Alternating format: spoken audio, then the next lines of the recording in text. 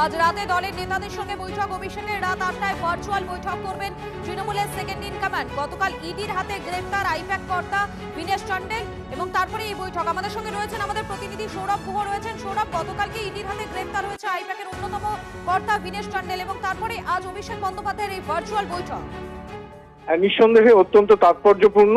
এবং তুমি যদি এই সময়ের বিচারে দেখো যে সাধারণত এর আগে ভার্চুয়াল বৈঠকগুলো প্রস্তুতির ভোট প্রস্তুতির জায়গা থেকে কিন্তু তৃণমূল কংগ্রেসের সর্বভারতীয় সাধারণ সম্পাদক করেছিলেন, কিন্তু এই মুহূর্তে ভোট যুদ্ধ চলছে, প্রচার যুদ্ধ চলছে।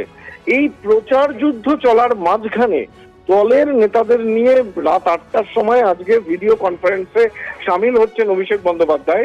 এটা কিন্তু অত্যন্ত তাৎপর্যপূর্ণ। এর আগের নির্বাচনগুলিতে এই ধরনের কোনো কর্মসূচি কিন্তু প্রচার চলাকালীন দেখা যায়নি।